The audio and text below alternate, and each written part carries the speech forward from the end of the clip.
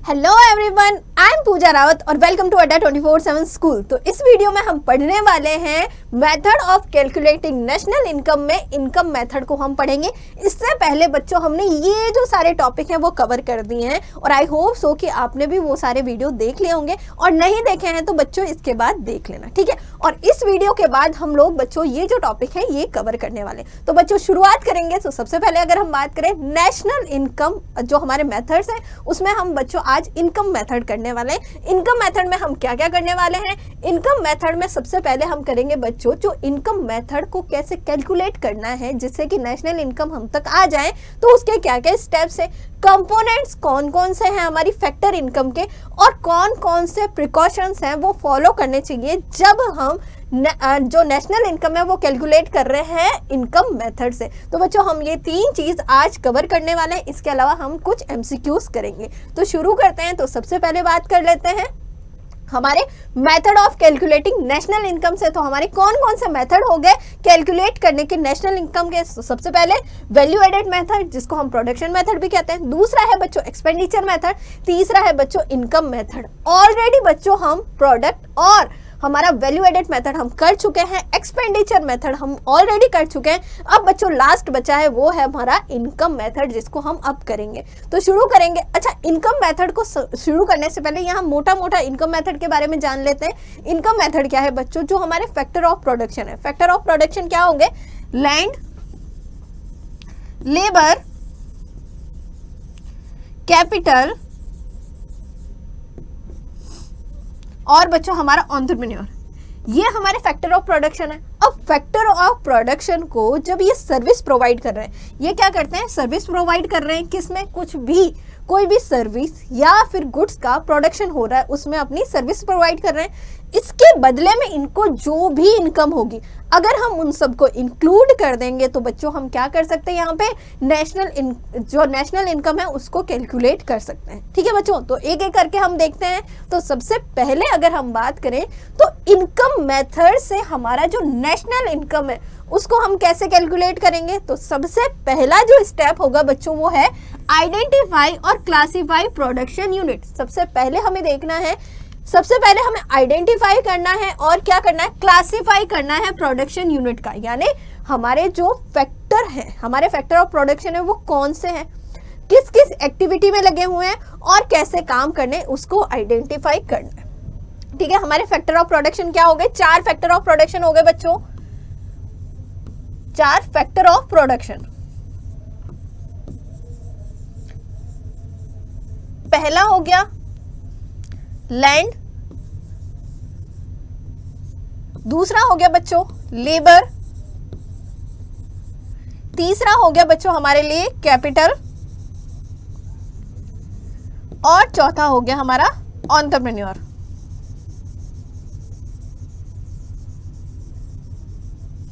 ठीक है बच्चों, ये हमारे क्या है? 4 फैक्टर ऑफ प्रोडक्शन है।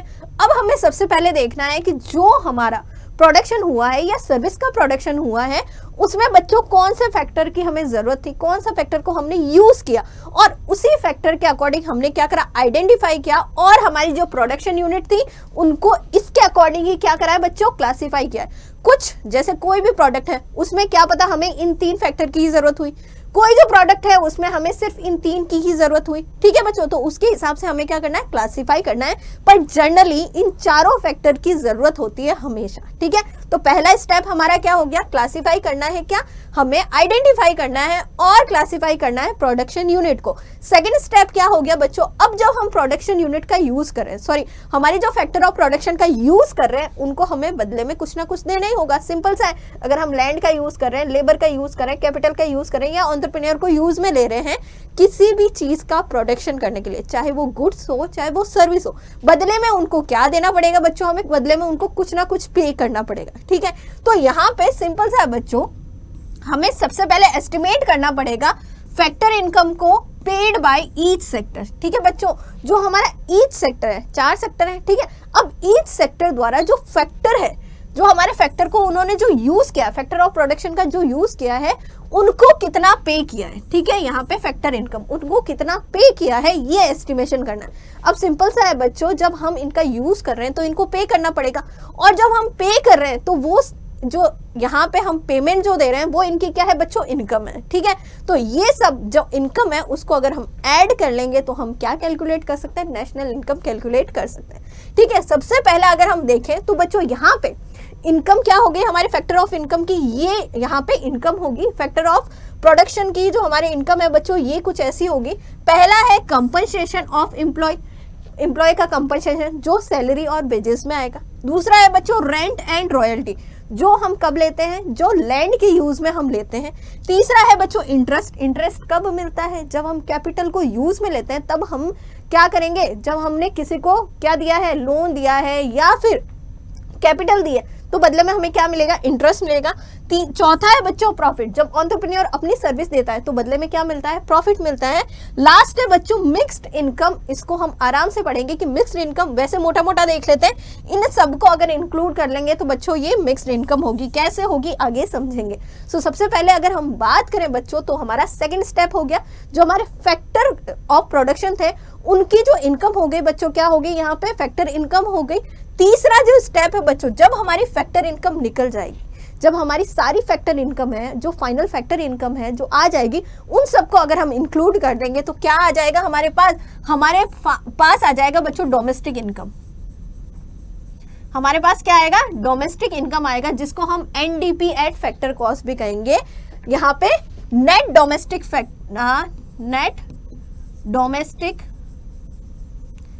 Domestic production at factor cost, product at factor cost. ठीक है, एट फैक्टर कॉस्ट। सो बच्चों अगर हम उन सारी इनकम को अगर ऐड करेंगे तो क्या आ जाएगा हमारा, एनडीपी एट फैक्टर कॉस्ट आ जाएगा। हमने प्रोडक्शन मेथड में क्या करा था, जब हमने जितनी भी ग्रॉस जो हमारी वैल्यू एडेड थी उनको ऐड किया था तब क्या आया था, जीडीपी आया था, जीडीपी एट मार्केट प्राइस।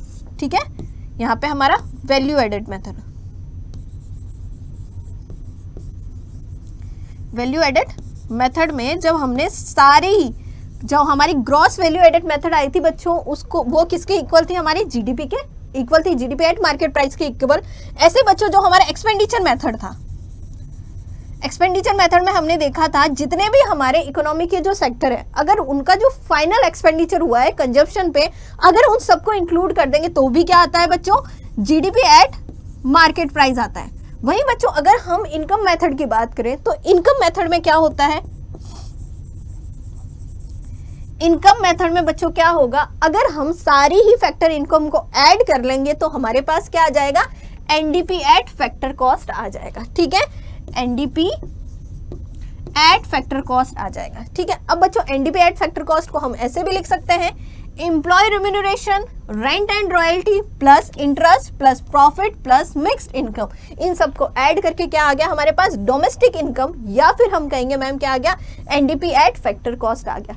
अब जब एनडीपी एट फैक्टर कॉस्ट आ गया है तो बच्चों नेशनल इनकम निकालना बहुत ईजी हो जाता है। ठीक है, फोर्थ स्टेप हमारा क्या हो गया, estimate net factor income from abroad NFIA to arrive at national income. ठीक है बच्चों, क्या करेंगे हम, अब हम इसको क्या करेंगे, NFIA को ऐड कर देंगे किसमें, एनडीपी में। ठीक है, एनडीपी एट फैक्टर कॉस्ट में अगर हम NFIA, ये हमारी NFIA, जब हम इसको ऐड करेंगे तो ये क्या हो गई, NNP एट फैक्टर कॉस्ट, या फिर हम इसको क्या कहेंगे, नेशनल इनकम कहेंगे। ये हमारी हो गई नेशनल इनकम। सो बच्चों यहाँ पे हमने देखा कि किस तरह से इनकम मेथड्स जो उसके जो स्टेप्स हैं उनको फॉलो करके हम यहाँ पे इनकम मेथड से क्या निकाल सकते हैं, नेशनल इनकम निकाल सकते हैं। ठीक है बच्चों, सो ये 4 स्टेप है जिसको फॉलो करके हमें नेशनल इनकम निकालना। अब बच्चों सबसे इंपॉर्टेंट है यहाँ पे जो हमारा नेशनल इनकम तो मैम हम निकाल देंगे, सबसे इंपॉर्टेंट है कि एनडीपी निकले। ठीक है, एनडीपी एट फैक्टर कॉस्ट निकले। अगर एनडीपी एट फैक्टर कॉस्ट निकल गया तो हमारा नेशनल इनकम निकलना बहुत ईजी हो जाएगा। तो सबसे इंपॉर्टेंट है कि हम एनडीपी एट फैक्टर कॉस्ट निकालें। अब एनडीपी एट फैक्टर कॉस्ट निकालने के लिए हमें क्या करना पड़ेगा, हमें यहाँ पे बच्चों सबसे पहले जो फैक्टर इनकम है उसको कैलकुलेट करना पड़ेगा कि फैक्टर इनकम को किस तरह से हमें क्या क्या ऐड करना है और क्या क्या इंक्लूड करना है, क्या क्या एक्सक्लूड करना है। ठीक है, तो ये सब देखेंगे और इसी में बच्चों क्या है, सबसे ज्यादा मेहनत इसी में। अगर हमें ये पता चल गया तो हमारी जो नेशनल इनकम है वो भी बहुत जल्दी हमें निकल जाएगी। तो सबसे पहले अगर हम बात करें तो इनकम मेथड क्या हो गया, अगर हम कहें this method the income of the factor of production is added to calculate the national income. ठीक है, क्या है कि जो फैक्टर ऑफ प्रोडक्शन है उनको कितनी इनकम हुई है, अगर हम उन सबको ऐड कर देंगे तो क्या निकल जाएगा मैम, हमारा नेशनल इनकम निकल जाएगा। उससे हम नेशनल इनकम कैलकुलेट कर सकते हैं सिंपल सी लैंग्वेज में। ठीक है, तो हमारे यहाँ पे फैक्टर ऑफ प्रोडक्शन लैंड हो गया, लेबर, कैपिटल एंड एंटरप्रेन्योर, ये हमारे फैक्टर ऑफ हमारे एंटरप्रेन्योर। ठीक है, ये हमारे क्या हो गए, फैक्टर ऑफ प्रोडक्शन हो गए। और इनको जो रेम्यूनरेशन मिलेगा यानी इनकी जो इनकम होगी, इन्होंने जो सर्विस दी है उसके बदले में इनको जो मिलेगा बच्चों वो क्या हो गई, इनकी इनकम हो गई। उन सबको अगर ऐड कर देंगे तो क्या निकाल सकते हैं हम, नेशनल इनकम निकाल सकते हैं। अब बच्चों आगे चलते हैं, अब कौन कौन से कंपोनेंट्स हैं हमारे फैक्टर इनकम के, ये देख लेते हैं। ठीक है, तो सबसे पहले अगर हम बात करें तो सबसे पहला है बच्चों कंपनसेशन टू एम्प्लॉयज। ठीक है, कि हमारा जो एम्प्लॉयज है अगर हम उनको यूज में ले रहे हैं, लेबर को यूज में ले रहे हैं, ठीक है, लेबर या फिर एम्प्लॉय को यूज में ले रहे हैं, तो बच्चों उनको कितना कंपनसेशन यहाँ पे किस किस को इंक्लूड करेंगे ये देखेंगे। सो सबसे पहला हमारा फैक्टर इनकम क्या हो गया, अगर हम लेबर या एम्प्लॉय का यूज करते हैं तो उनको बदले में क्या दिया जाता है, उनको जो पे किया जाता है बच्चों वो क्या होता है, कंपनसेशन होता है। ठीक है, वो सैलरी और वेजेस के बेसिस पे हो सकता है और भी बहुत सारे इसके वे हैं। ठीक है, तो सबसे पहला है कंपनसेशन टू एम्प्लॉय। तो बच्चों ये क्या है, it is basically refers to the total gross pre tax wages paid by employer to employ for work done in an accounting period. ठीक है, एक अकाउंटिंग पीरियड में एम्प्लॉयर द्वारा एम्प्लॉय को जो भी पेमेंट दिया जाता है, चाहे वो सैलरी में हो चाहे वो वेजेस में हो, वो सारा क्या हो गया बच्चों, यहाँ पे कंपनसेशन हो जाएगा। क्या हो जाएगा, कंपनसेशन। सबसे पहले रिलेशन होना चाहिए एम्प्लॉय और एम्प्लॉय का, एम्प्लॉयर और एम्प्लॉय। एम्प्लॉयर कौन होता है, जो क्या करता है, नौकरी देता है, और एम्प्लॉय कौन होता है, जो नौकरी करता है। ठीक है, एज अगर हम यहाँ पे बात करें सो अड्डा 24/7 क्या हो गया हमारे लिए, हमारा एम्प्लॉयर हो गया, क्योंकि उसने हमें नौकरी दी है, और हम क्या हो गए, उसके एम्प्लॉय हो गए क्योंकि हम यहाँ पे नौकरी कर रहे हैं। ठीक है बच्चों, तो यहाँ पे जो अड्डा हमें क्या देगा, वेज या सैलरी देगा, वो क्या हो गया हमारे लिए, कंपनसेशन हो गया। ठीक है, जो एम्प्लॉय कंपनसेशन रिसीव करेंगे यहाँ पे क्या हो गया, वो यहाँ पे फैक्टर इनकम हो जाएगी। ठीक है, तो पहला हो गया कंपनसेशन टू एम्प्लॉय, जो भी दिया जाता है वो क्या हो गया, यहाँ पे लेबर या एम्प्लॉय की क्या हो गई, यहाँ पे फैक्टर इनकम हो गई। अब बच्चों देखना है कि इसमें वेजेस में क्या क्या इंक्लूड होगा या कंपनसेशन में क्या क्या इंक्लूड होगा। तो सबसे पहला है बच्चों salary and wages in cash. अगर सैलरी और वेजेस कैश में दी जाती है, ठीक है, किसमें, अगर सैलरी और वेजेस किसमें दिया जाता है, कैश में पे होता है बच्चों, तो क्या होगा, इसमें इंक्लूड होगा। दूसरा है बच्चों, अगर वेजेस और सैलरी किसमें होगा, वेजेस और सैलरी कैश में नहीं होगा पर कैश जैसा ही होगा। क्या कह रहा है ये कह रहा है देखो कैश में पे नहीं हो रही है सैलरी और वेजेस, पे किस में हो रही है, यहाँ पे वैसे ही है। ठीक है, यहाँ पे आपको कुछ दिया है, वो कैश में नहीं दिया पर यहाँ पे आपको फैसिलिटीज दी है। जैसे कि मान लो आप किसी कंपनी में हो और आपको क्या दिया है बच्चों, रहने के लिए घर दे दिया। ठीक है, यहाँ पे हाउस फैसिलिटी दे दी। ठीक है, आपको कोई यहाँ पे व्हीकल दे दिया, ठीक है, आने जाने के लिए। ठीक है, आपको मेडिकल फैसिलिटी दे दी। क्या कर रही है, यहाँ पे कोई कैश में पेमेंट नहीं हो रहा है, आपको फैसिलिटीज दे दी। ठीक है, कोई अकोमोडेशन दे दिया, कोई व्हीकल दे दिया, या फिर मेडिकल फैसिलिटीज दे दी, जब भी आप बीमार हो तो आप फ्री में इलाज करवा लो। सो बच्चों यहाँ पे आपको कोई पैसा नहीं मिल रहा है पर आपको पैसे जैसी क्या मिल रही है, यहाँ पे फैसिलिटीज मिल रही हैं, तो वो भी क्या होगा, कंपनसेशन में इंक्लूड होगा। ठीक है, इसके अलावा बच्चों अगर एम्प्लॉयर का कॉन्ट्रीब्यूशन है सोशल सिक्योरिटी प्लान में, अगर एम्प्लॉय के सोशल सिक्योरिटी प्लान में कंट्रीब्यूट करता है कौन, एम्प्लॉयर, वो भी कहाँ इंक्लूड होगा, कंपनसेशन में इंक्लूड होगा। जैसे कि बच्चों पीपीएफ की बात करें, पब्लिक प्रोविडेंट फंड की, या एम्प्लॉय प्रोविडेंट फंड की, ईपीएफ।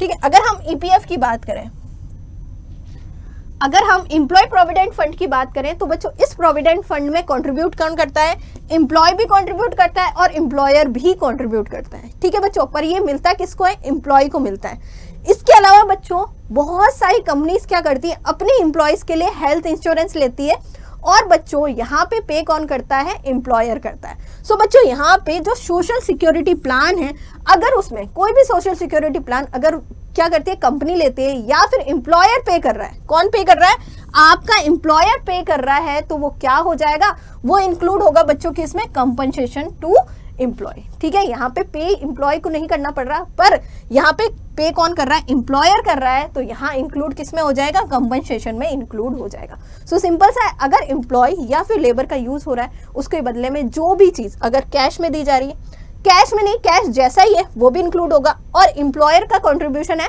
वो भी इंक्लूड हो जाएगा किसमें, कंपनसेशन में। तो पहला हमारा फैक्टर इनकम यहाँ पे हो गया कंप्लीट। अगले फैक्टर इनकम की तरफ चलेंगे, दूसरा है बच्चों रेंट एंड रॉयल्टी इनकम।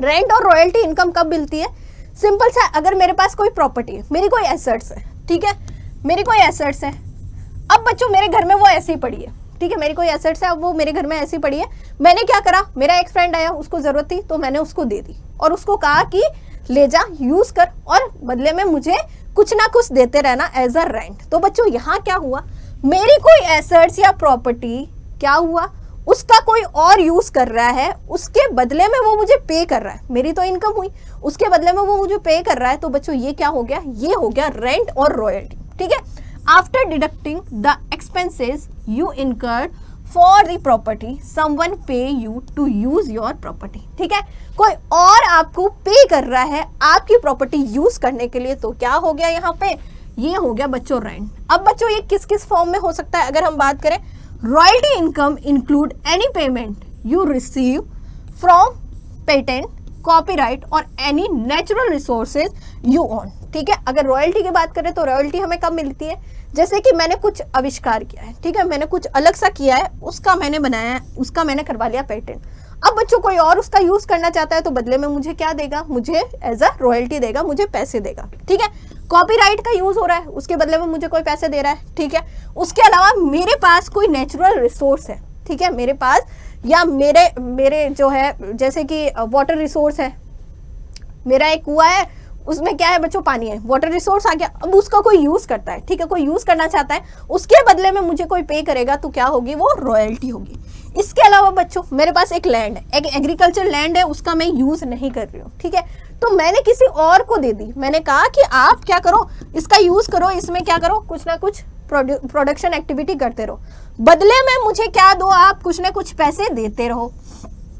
मेरी एग्रीकल्चर लैंड है, मेरी खुद की है, ठीक है, मेरी प्रॉपर्टी है, मैंने किसी और को दे दिया, किसके लिए, आप कुछ ना कुछ एग्रीकल्चर प्रोडक्टिविटी इसमें करते रहो, और बदले में क्या करो, बदले में मुझे इस जगह का मतलब उस लैंड का क्या करते रहो, आप मुझे पे करते रहो। तो बच्चों यहाँ क्या हो गया, अगर कोई भी नेचुरल रिसोर्सेज या फिर लैंड या फिर प्रॉपर्टी जो कि हमारी खुद की है, हम किसी और को दे देते हैं, ठीक है, और उसके बदले में हमें जो इनकम होती है वो किस फॉर्म में होगी, रेंट या रॉयल्टी के फॉर्म में होगी। रॉयल्टी कब कब होती है, पेटेंट हो गया, कॉपीराइट हो गया या नेचुरल रिसोर्सेज हो गए जो हमारे खुद के हैं, अगर हम किसी और को दे देते हैं तो हमें क्या मिलता है, उसके अगेंस्ट हमें मिलती है बच्चों रॉयल्टी। ठीक है, और रेंट कब मिलता है, जब हमारा एक कोई ऑन प्रॉपर्टी है और हम किसी और को देते हैं, कोई एसेट्स भी हो सकती है और हम किसी और को देते हैं यूज करने के लिए, और बदले में जो हमारी इनकम होती है बच्चों क्या होगी, रेंट हो जाएगी। ठीक है, तो रेंट और royalty as a factor income हमने देख लिया।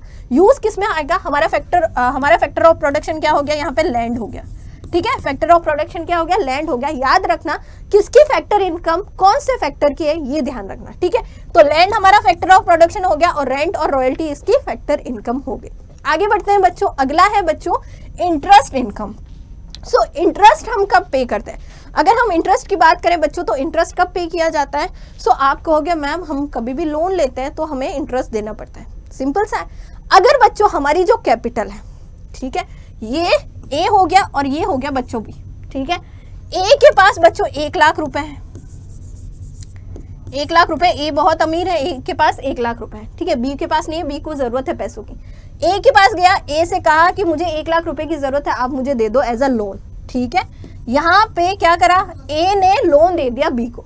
ठीक है, अब क्या करेगा बी, जब तक ये लोन नहीं चुकाता, ये 1 लाख का लोन नहीं चुकाता, तब तक उसको क्या देना पड़ेगा, इंटरेस्ट देना पड़ेगा। ठीक है, कुछ ना कुछ रिटर्न में तो देना ही पड़ेगा ना, ऐसा तो है नहीं कि रिटर्न में नहीं देगा। सिंपल सा है, अगर वो इस कैपिटल का यूज कर रहा है, भाई सिंपल सा है, अगर वो लेगा तो यूज तो करेगा, ये जो कैपिटल है, ये जो पैसा है उसका यूज तो करेगा, उसके बदले में जो उसको पे करेगा वो क्या होगा बच्चों, इंटरेस्ट होगा, जब तक कि वो ये कैपिटल पूरा नहीं दे देता। अगर उसने कैपिटल पूरी दे दी तब कोई इंटरेस्ट देने की जरूरत नहीं, पर जब तक वो कैपिटल यहाँ पे बच्चों नहीं चुकाता है तब तक उसको क्या देना पड़ेगा, इंटरेस्ट देना पड़ेगा। सो बच्चों इंटरेस्ट अमाउंट ये है, ठीक है। Amount paid to one entity to lend its money और to lend other entity use it money, ठीक है। एक जो एंटिटी है या एक पर्सन द्वारा दूसरे पर्सन से क्या करना, लोन लेना या लैंड पे क्या लेना, मनी ले लेना, लैंडिंग कर लेना, ठीक है। और उसके बदले में जो यहाँ पे रिटर्न देता है, ठीक है, वो क्या हो गई, यहाँ पे इंटरेस्ट इनकम हो गई। अब ध्यान रखना बच्चों, इंटरेस्ट इनकम में ये सारी जो फैक्टर इनकम है बच्चों किसी ना किसी प्रोडक्शन एक्टिविटी में होनी चाहिए, चाहे वो गुड्स हो चाहे वो सर्विस हो, ठीक है। अगर हम जो लोन है बच्चों, अगर प्रोडक्शन एक्टिविटी के लिए ले रहे हैं और उस पे इंटरेस्ट पे कर रहे हैं तभी ये ऐड होगा। अगर हम यहाँ पे सेल्फ कंजप्शन के लिए अगर कोई भी लोन ले रहे हैं और उस पे इंटरेस्ट दे रहे हैं तो यहाँ पे ऐड नहीं होगा, ठीक है। तो पहला अगर हम बात करें इंटरेस्ट में क्या क्या इंक्लूड नहीं करेंगे या कौन कौन से इंटरेस्ट को इंक्लूड नहीं करेंगे, सो सिंपल सा मैम, अगर हम सेल्फ कंजप्शन के लिए कोई लोन ले रहे हैं, ठीक है, खुद के लिए, खुद के उपभोग के लिए, सेल्फ कंजप्शन के लिए या खुद के लिए कोई लोन ले रहे हैं, उस पे इंटरेस्ट पे कर रहे हैं, ठीक है, उस पे क्या कर रहे हैं, इंटरेस्ट पे कर रहे हैं। सो मैम ये जो इंटरेस्ट पेमेंट है या फिर ये जो इंटरेस्ट रिसीव है ये हम इंक्लूड नहीं करेंगे। क्यों? क्योंकि यहाँ पे कोई भी प्रोडक्शन एक्टिविटी नहीं हुई है, ना तो गुड्स का प्रोडक्शन हुआ है ना ही सर्विस का प्रोडक्शन हुआ है। सो ये लोन लिया हुआ क्या है मैम, सेल्फ कंजप्शन के लिए, और इस पे इंटरेस्ट पे किया हुआ क्या होगा, हमारी कोई भी इंटरेस्ट इनकम नहीं होगी और ये फैक्टर इनकम में इंक्लूड भी नहीं होगी। अगला है ma'am interest on government loan. अगर यहाँ पे, ठीक है, गवर्नमेंट कोई लोन लेती है और उस पे इंटरेस्ट पे करती है बच्चों, तो भी ये क्या है बच्चों, यहाँ इंक्लूड नहीं होगा। क्योंकि बच्चों यहाँ पे गवर्नमेंट बहुत सारे रीजन से लोन लेती है, वेलफेयर के लिए लेती है, ठीक है, डेवलपमेंट के लिए लेती है, कंस्ट्रक्शंस के लिए लेती है, ठीक है, बहुत सारे रीजन है, ठीक है। तो बच्चों इस पे जो लोन लिया है उसको हम क्या करेंगे, उस पे जो इंटरेस्ट पे होगा वो भी इंक्लूड नहीं करेंगे। अगला है बच्चों interest payment by one firm on loan of another firm, ठीक है, एक फर्म ने लोन लिया दूसरी फर्म से, ठीक है, और बच्चों यहाँ पे एक फर्म ने लोन लिया और दूसरी फर्म क्या कर रही है, उसका इंटरेस्ट पे करी, तो उसको भी हम क्या करेंगे, यहाँ इंक्लूड नहीं करेंगे। सो बच्चों यहाँ हमने देखा कि किस किस को इंक्लूड नहीं किया जाता है, ठीक है। इंटरेस्ट में हमने फैक्टर ऑफ इनकम में हमने इंटरेस्ट की वैल्यू देखी, इंटरेस्ट की इनकम देखी कि कैसे निकालते हैं, और इस इंटरेस्ट की इनकम में मैम किस किस को इंक्लूड नहीं करते हैं ये भी हमने देख लिया, ठीक है बच्चों। अगली हमारी फैक्टर इनकम है बच्चों क्या, प्रॉफिट, ठीक है, इसको हिंदी में कहते हैं लाभ कहते हैं, ठीक है बच्चों। अब प्रॉफिट किसको मिलेगा, हमारा फैक्टर यहाँ पे क्या हो गया, फैक्टर ऑफ प्रोडक्शन होगा एंटरप्रेन्योर,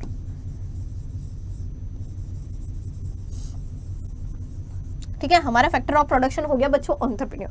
अब एंटरप्रेन्योर कौन होता है, सिंपल सा है मैम, फैक्टर ऑफ प्रोडक्शन में हमारे तीन मेन जो है प्रोडक्शन, फैक्टर ऑफ प्रोडक्शन क्या हो गया, लैंड हो गया, लेबर हो गया और कैपिटल हो गया। अब इन तीनों को यहाँ पे कोऑर्डिनेट कौन करता है, हमारे एंटरप्रेन्योर करते हैं। इनको ऑर्गेनाइज कौन करता है, हमारे एंटरप्रेन्योर करते हैं, और एंटरप्रेन्योर ही वो पर्सन होता है जो क्या करता है, यहाँ पे क्या करता है, पूरे जो हमारी इकोनॉमी है उसमें रिस्क टेकिंग जो कैपेबिलिटी होती है वो किसकी होती है, एंटरप्रेन्योर की होती है। इनोवेटिव पर्सन होता है और क्या करता है, जो हमारे फैक्टर ऑफ प्रोडक्शन, जो रिमेनिंग तीन फैक्टर ऑफ प्रोडक्शन है उनको यहाँ पे ऑर्गेनाइज करता है, उनको सही वे में प्रोडक्शन एक्टिविटी या फिर प्रोडक्टिव एक्टिविटी में लगाता है। तो मैम यहाँ पे इसको इसकी सर्विस के बदले में जो मिलता है वो क्या होता है, प्रॉफिट मिलता है, ठीक है बच्चों। तो हम कहेंगे a reward received by a entrepreneur by combining all the factor of production to meet the need of individual who face uncertainty in the economy, ठीक है बच्चों। यहाँ पे जो फैक्टर ऑफ प्रोडक्शन है उनको यहाँ पे क्या करता है, कंबाइंड करता है, उनसे प्रोडक्शन एक्टिविटीज होती हैं, प्रोडक्ट बनता है, गुड्स बनता है, ठीक है, प्रोडक्शन एक्टिविटी होती है जो क्या करता है, जो एक इंडिविजुअल की जो नीड्स है उसको सेटिस्फाई करता है। उसी के साथ साथ ये जो पर्सन होता है बच्चों क्या होता है, ये क्या करता है, अनसर्टेनिटी जो एनवायरनमेंट या इकोनॉमी में जो अनसर्टेनिटी है उसको फेस करता है और यहाँ पे रिस्क लेता है, और इसके बदले में उसको क्या मिलता है, एज अ रिवॉर्ड क्या मिलता है बच्चों, प्रॉफिट मिलता है, ठीक है। आई होप सो कि आपको प्रॉफिट का कॉन्सेप्ट समझ में आया होगा। अब बच्चों जो प्रॉफिट होता है वो तीन पर्पस के लिए होता है, ठीक है। एक एंटरप्रेन्योर यहाँ काम करता है, क्यों करता है? प्रॉफिट अर्न करता है, क्यों करता है? सो मेन 3 पर्पस होते हैं जिसके लिए क्या होता है, ये काम करता है। पहला है बच्चों कॉर्पोरेट टैक्स, दूसरा है डिविडेंड, तीसरा है रिटेन अर्निंग। सबसे पहले अगर हम बात करेंगे कॉर्पोरेट टैक्स, कॉर्पोरेट टैक्स कौन देता है बच्चों? फर्म देती है। कौन पे करता है? फर्म पे करती है। जैसे इंडिविजुअल पे, जैसे हमारी इनकम पे, एक इंडिविजुअल की इनकम पे जो टैक्स लगता है बच्चों वो क्या होता है? इनकम टैक्स होता है, आईटी, ठीक है। जो इंडिविजुअल की इनकम पे लगता है वो इनकम टैक्स होता है। वैसे ही फर्म पे भी बच्चों, जो फर्म यहाँ पे प्रॉफिट अर्न करती है तो उस प्रॉफिट के बदले यहाँ क्या टैक्स पे किया जाता है? यहाँ कोई ना कोई टैक्स पे किया जाता है। उस टैक्स को हम क्या कहते हैं? कॉर्पोरेट टैक्स कहते हैं, ठीक है। जो प्रॉफिट आया है उस प्रॉफिट पे जो टैक्स लगेगा वो क्या होगा बच्चों? कॉर्पोरेट टैक्स होगा। और कौन देता है? फर्म देती है, ठीक है। फर्म या कंपनीज देती है। अगला है मैम डिविडेंड, ठीक है। डिविडेंड क्या होता है? जो शेयर्स होते हैं, जो कंपनी है या फर्म है उसके शेयर्स लोगों ने खरीद रखे होते हैं, इक्विटी शेयर, प्रेफरेंस शेयर, ठीक है। अब बच्चों लोगों को भी तो अपनी जो मनी है उनके बदले में उनको रिटर्न देना पड़ेगा। सो बच्चों यहाँ पे ईयरली क्या दिया जाता है? जो प्रॉफिट है उसमें से डिविडेंड दिया जाता है। किसको? जो शेयर होल्डर है, ठीक है। किसको दिया जाता है?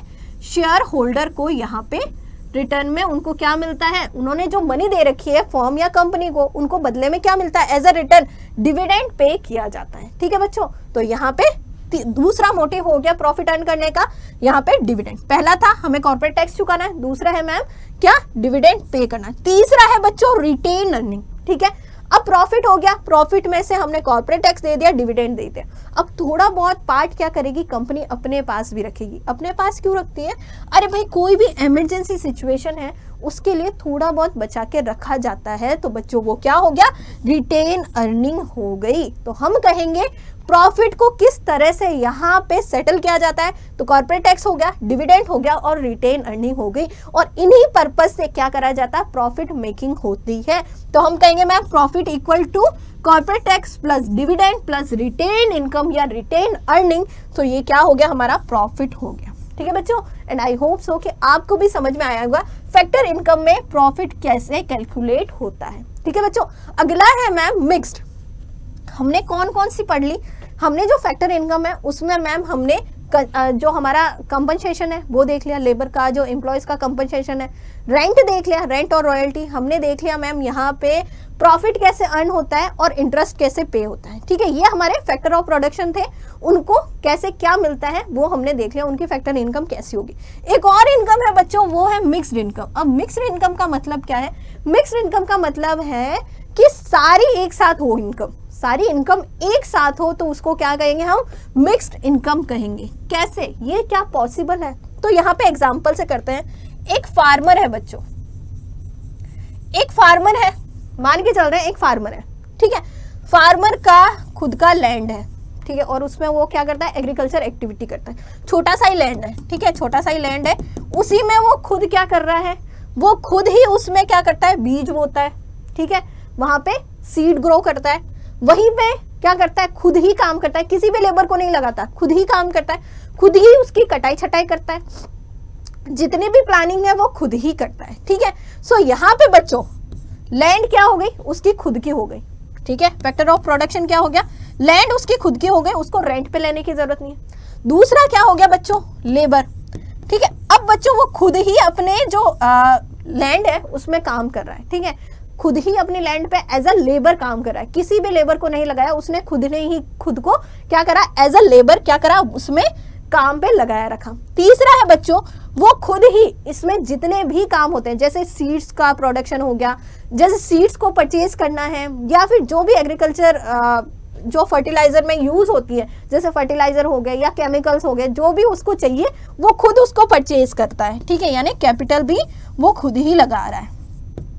फोर्थ है बच्चों, अब उसका खुद का खेत है, कैसे उसको प्रोडक्टिविटी बढ़ानी है ये भी वो खुद ही सोच रहा है, यानी वो एज अ एंटरप्रेन्योर भी खुद ही काम कर रहा है, ठीक है। एक पर्सन है, सारे काम वो खुद ही कर रहा है, उसके पास खुद का लैंड है, ठीक है, तो उसको रेंट पे करने की जरूरत नहीं है। लेबर है तो उसको कोई भी वेजेस देने की जरूरत नहीं है। कैपिटल खुद की है तो कोई इंटरेस्ट पे करने की जरूरत नहीं है, ठीक है। एंटरप्रेन्योर भी वो खुद ही है, ठीक है, तो कोई भी प्रॉफिट देने की जरूरत नहीं। अब बच्चों एक ही पर्सन जब इतने सारे फैक्टर ऑफ प्रोडक्शन का अपने आप ही काम कर रहा है, सो इसको होने वाली जो इनकम है बच्चों वो क्या है, यहाँ पे फैक्टर इनकम होगी, ठीक है, यहाँ पे क्या होगी, फैक्टर इनकम होगी। और इस फैक्टर इनकम को जब हम एक साथ जोड़ लेंगे सो ये क्या हो गई, हमारी मिक्स्ड इनकम हो गई, ठीक है बच्चों। यानी एक पर्सन द्वारा अगर सारे फैक्टर ऑफ प्रोडक्शन का काम एक साथ किया जाता है तो उसको मिलने वाली जो फैक्टर इनकम है बच्चों क्या है, यहाँ पे हो गई हमारी मिक्स्ड इनकम, ठीक है। माना कि यहाँ पे मिल नहीं रही है, माना है मिल नहीं रही है, पर मान के चलते हैं अगर मिलती तो, ठीक है, उसकी खुद का लैंड अगर किसी और लैंड पे अगर वो अपना लैंड किसी को रेंट में देता तो बदले में उसको रेंट मिलता, ठीक है। अगर वो कहीं और काम पे लगता तो बच्चों यहाँ पे लेबर एज अ लेबर उसको क्या मिलता, यहाँ पे वेजेस मिलता। अगर वो अपनी कैपिटल किसी और को देता तो बदले में क्या मिलता, उसको इंटरेस्ट मिलता। या फिर एज अ एंटरप्रेन्योर वो किसी और के यहाँ काम करता तो उसको क्या मिलता, प्रॉफिट मिलता। पर बच्चों यहाँ पे सारा ही काम कौन कर रहा है, वो अपने खेत में खुद के लिए कर रहा है, ठीक है। तो यहाँ पे जो भी इनकम यहाँ पे हुई है वो क्या हो गई, मिक्स्ड इनकम हो गई। तो बच्चों यहाँ पे क्या होगा, self employed mixed income refers to the income of self employed individual who use their land, labour, capital and entrepreneurship to produce a variety of goods and services, ठीक है। एक पर्सन द्वारा सारे ही फैक्टर ऑफ प्रोडक्शन के काम खुद से कर लेना और उस पे जो इनकम हो रही है बच्चों वो क्या हो गई हमारे लिए, यहाँ पे फैक्टर इनकम हो गई। और उसको हम किस में करेंगे, यहाँ पे मिक्स्ड इनकम में इंक्लूड करेंगे। दस include imputed factor income, rent, wages, profit and capital, ठीक है। अब इसमें क्या इंक्लूड किया है हमने, इम्प्यूटेड फैक्टर इनकम को इंक्लूड किया, यानी जो हुई नहीं है पर होती तो कुछ इस तरह से होती, सो हमने यहाँ पे रेंट, वेजेस, प्रॉफिट और कैपिटल सबको इंक्लूड कर लिया है, ठीक है बच्चों। तो ये हो गई हमारी मिक्स्ड इनकम हो गई। और उसी के साथ हमने फैक्टर इनकम के जो हमारे कंपोनेंट्स हैं, जो हमारे 5 मेनली जो कंपोनेंट्स हैं उनको देख लिया, ठीक है बच्चों। और आई होप सो कि आपको भी समझ में आया होगा। अब देखते हैं बच्चों कि कौन कौन से प्रिकॉशंस है वो हमें फॉलो करने चाहिए जब हम इनकम मेथड का यूज करते हैं। तो सबसे पहला जो प्रिकॉशन है बच्चों क्या है, only factor income which are earned by rendering production services are included, ठीक है। अगर बच्चों जो हमारे फैक्टर ऑफ प्रोडक्शन है अगर उनका यूज यहाँ पे गुड्स और सर्विसेज में हो रहा है, ठीक है, कोई भी प्रोडक्टिव जो सर्विसेज है उसमें हो रहा है, तभी हम उनकी फैक्टर इनकम को इंक्लूड करेंगे। अगर कोई भी प्रोडक्टिव एक्टिविटी नहीं है तो हम उसको इंक्लूड नहीं करेंगे। तो इंपॉर्टेंट क्या है, प्रोडक्टिव एक्टिविटी होनी चाहिए, चाहे कितना ही छोटा प्रोडक्ट क्यों ना हो, प्रोडक्टिव एक्टिविटी, चाहे वो गुड्स हो या सर्विसेज हो।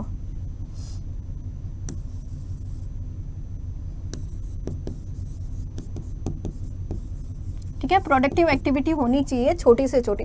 अगर बच्चों प्रोडक्टिव एक्टिविटी हुई है और उस पे फैक्टर इनकम आई है तभी हम क्या करेंगे, हम यहाँ पे इंक्लूड करेंगे। अगर प्रोडक्टिव एक्टिविटी हुई नहीं है फिर भी इनकम आ रही है तो हम उसको इंक्लूड नहीं करेंगे, ठीक है बच्चों।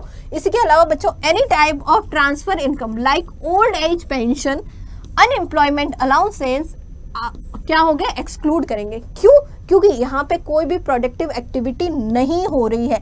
इस केस में कोई भी प्रोडक्टिव एक्टिविटी नहीं हो रही है, यहाँ पे सिर्फ क्या हो रहा है बच्चों, यहाँ पे ट्रांसफर इनकम हो रही है, ठीक है। क्या हो रही है, यहाँ पे ट्रांसफर इनकम हो रही है, किस लिए, ओल्ड एज पेंशन के लिए या फिर अनएम्प्लॉयमेंट अलाउंसेस दिया जा रहा है जिससे कि लोग क्या हो वो अपना जीवन यापन कर सके। सो मैम यहाँ पे कोई भी प्रोडक्टिव एक्टिविटी या फिर कोई यहाँ पे ना तो प्रोडक्ट बन रहा है ना ही सर्विस बन रही है, तो हम कहेंगे हम इसको क्या करेंगे, हम हमारी जो फैक्टर इनकम है उसमें इंक्लूड नहीं करेंगे, ठीक है बच्चों। तो क्या इंक्लूड होगा और क्या इंक्लूड नहीं होगा, आई होप सो कि आपको समझ में आ गया होगा। दूसरा है बच्चों sales and purchase of second hand goods are excluded, ठीक है बच्चों। अगर कोई भी सेकंड हैंड गुड्स है, ठीक है, जैसे मान के चलो कि मेरे पास क्या है बच्चों, एक कार है, ठीक है, एक कार है जिसको मैंने कब परचेज किया था, जिसको मैंने परचेज किया था बच्चों 2016 में, ठीक है। उसके बाद में मैंने उसको 3-4 साल तक अच्छे से चलाया, ठीक है, मैंने मान लो 5 ईयर तक चलाया इसको।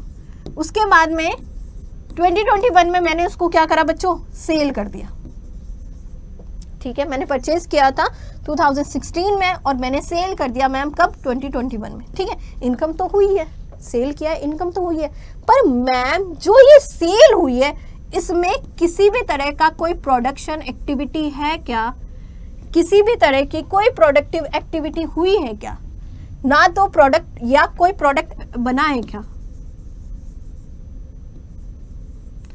कोई भी प्रोडक्शन एक्टिविटी हुई है क्या?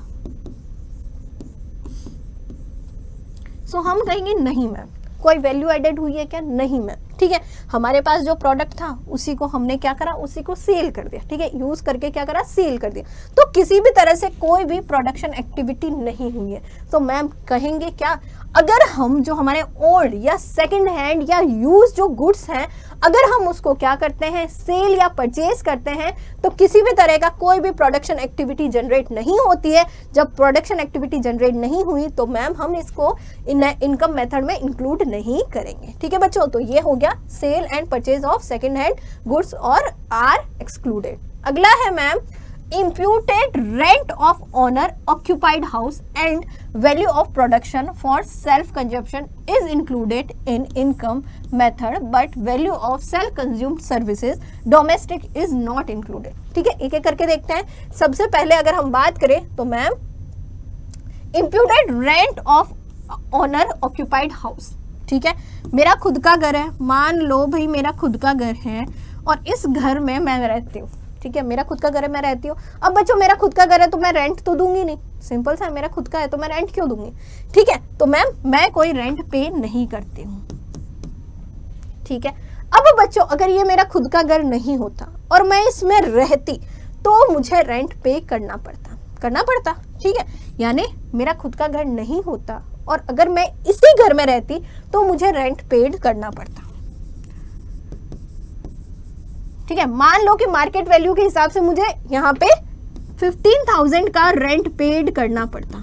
ठीक है, पर मैं कर नहीं रही हूँ, पर करना पड़ता अगर ये नहीं होता तो। ठीक है, तो बच्चों इम्प्यूटेड रेंट क्या होता है कि जो हमारा खुद का ओनर का जो खुद का घर है उसका वो रेंट पेड नहीं कर रहा, पर यहाँ पे अगर उसको करना पड़ता तो कितना करना पड़ता, यहाँ पे 15,000 पर मंथ करना पड़ता। तो बच्चों इसको हम क्या करेंगे, इंक्लूड करेंगे, किसमें, इनकम मेथड में इंक्लूड करेंगे। ठीक है, जो नहीं है पर होता तो उसको भी हम क्या करते हैं, यहाँ पे इंक्लूड करते हैं। इसके अलावा बच्चों अगर value of production of self consumption is included. ठीक है बच्चों, अगर कोई प्रोडक्ट बना है और उसको हमने अपने सेल्फ कंजप्शन के लिए रख लिया है तो उसको भी क्या करेंगे, हम ऐड करेंगे। जैसे मान लो मेरी कार मैन्युफैक्चरिंग की क्या है बच्चों, फैक्ट्री है, मेरी क्या है, कार मैन्युफैक्चरिंग करने की फैक्ट्री है।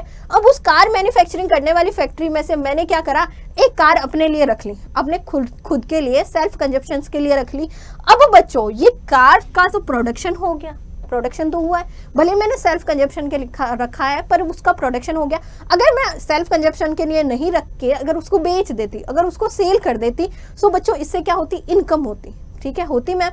तो बच्चों यहाँ पे भले ही मैंने सेल्फ कंजप्शन के लिए रखा है पर उसकी जो वैल्यू है वो क्या होगी, हमारी इनकम मेथड में ऐड होगी। ठीक है बच्चों, तो यहाँ पे इम्प्यूटेड रेंट और मैम सेल्फ कंजप्शन की अगर कोई प्रोडक्ट है अगर उसको लिया है तो उसकी वैल्यू क्या होगी, इनकम मेथड में ऐड होगी।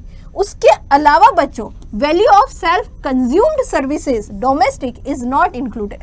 अगर बच्चों सेल्फ कंज्यूम जो सर्विसेज है अगर वो है तो वो इंक्लूड नहीं होगी। ठीक है, सेल्फ कंज्यूम सर्विसेज जैसे मैं अपने लिए कुछ काम कर रही हूँ या अपनी फैमिली के लिए कर रही हूँ। ठीक है, सो बच्चों ये क्या हो गया, हमारा सेल्फ कंज्यूम सर्विसेज हो गई और इसको हम इंक्लूड नहीं करेंगे। जैसे अपनी जो मम्मी होती है, मम्मी हमसे बहुत प्यार करती है और मम्मी क्या करती है, हमारे लिए खाना बनाती है, घर की साफ सफाई करती है, क्लीनिंग करती है, गार्डनिंग करती है। ठीक है, ये सब काम क्यों करती है मम्मी क्योंकि हमसे बहुत प्यार करती है और उनका जो ये सब काम है हम मॉनेटरी टर्म में यहाँ पे मेजर नहीं कर सकते, इसीलिए बच्चों हम क्या करेंगे, इसको इंक्लूड नहीं कर सकते। ठीक है बच्चों, अगर हमने हमारे घर पे कोई मेड लगा रखी है, कोई ड्राइवर रख रखा है, ठीक है, तो बच्चों उसको उसकी जो सर्विस वो प्रोवाइड करवा रहा है उसके बदले में हम उनको पे कर सकते हैं। पर अगर हम अपने घर के मेंबर हैं और हम एक दूसरे के लिए काम कर रहे हैं, सो मैम हम यहाँ पे उसको मॉनेटरी टर्म में यहाँ पे मेजर नहीं कर सकते। सो मैम अगर सेल्फ कंजप्शन के लिए कोई सर्विसेज है तो उसको हम यहाँ पे क्या कर सकते हैं, इंक्लूड नहीं करेंगे, किसमें, डोमेस्टिक जो हमारी इनकम मेथड है उसमें इंक्लूड नहीं करेंगे। ठीक है बच्चों,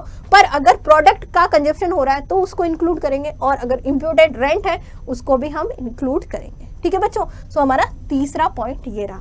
अगला है मैम income from illegal activity are excluded. अगर कोई इनकम हुई है इनलीगल एक्टिविटी कैसे होगी, जैसे गैम्बलिंग हो गया, सेलिंग स्टोलन गुड्स हो गया, चोरी का जो सामान है उसको बेच दिया, स्मगलिंग हो गई, ब्लैक मार्केटिंग हुई है, विंडफॉल हुआ है, विंडफॉल गेन्स हुआ है, जैसे लॉटरीज हो गई। सो बच्चों इससे जो अगर हमें इनकम हुई है तो उसको हम क्या करेंगे, एक्सक्लूड कर देंगे। किससे? इनकम मेथड से एक्सक्लूड कर देंगे। याद रखना, जो भी इनलीगल एक्टिविटीज है अगर उससे इनकम हुई है तो उसको हमें इंक्लूड नहीं करना, बल्कि क्या करना है, एक्सक्लूड करना है। अगला है ma'am direct taxes. Direct tax कौन पे करता है? एक इंडिविजुअल पे करता है। यहां हम मान के चलते हैं कि एम्प्लॉय, ठीक है,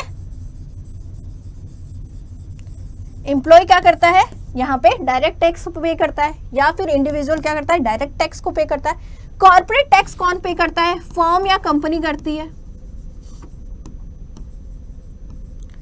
फर्म और कंपनी पे करती है।